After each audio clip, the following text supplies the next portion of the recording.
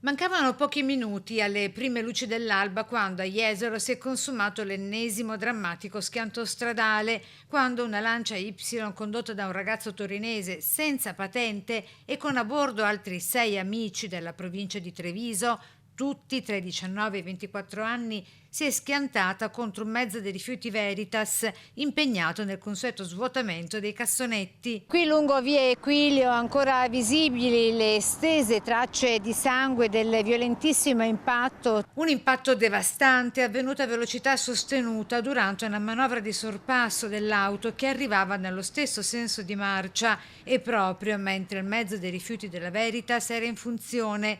L'urto è avvenuto nella parte posteriore del camion dove si trova la pedana del raccoglitore che fortunatamente era in cabina accanto all'autista e con lui anche il collega che di lì a poco sarebbe dovuto salire sulla citata pedana. Nello scontro ad avere la peggio la parte anteriore dell'utilitaria che si è letteralmente accartocciata sotto il pesante autocarro, trasformando l'abitacolo in una trappola di lamiere per i giovani occupanti. Sul posto, dopo i primi soccorsi prestati ai ragazzi dagli stessi operatori ecologici, accorsi immediatamente i vigili del fuoco del distaccamento locale, muniti di cesoie e di varicatori idraulici, hanno lavorato a lungo per estrarre 2 dei ragazzi rimasti incastrati. I sanitari del 118, giunti con diverse ambulanze, e pure l'automedica, hanno prestato le prime cure sul posto prima di trasferire i 2 feriti più gravi in ospedale, dove si trovano tuttora ricoverati in codice rosso con prognosi riservata.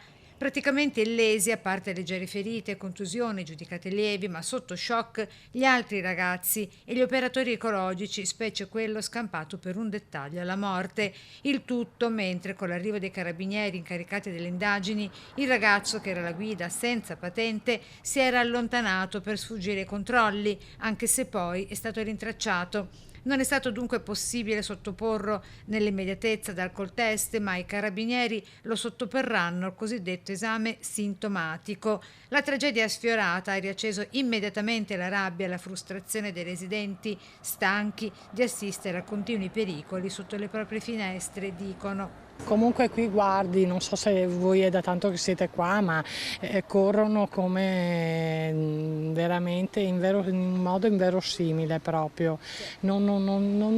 Dovrebbero secondo me almeno d'estate mettere dei rallentatori perché non è possibile.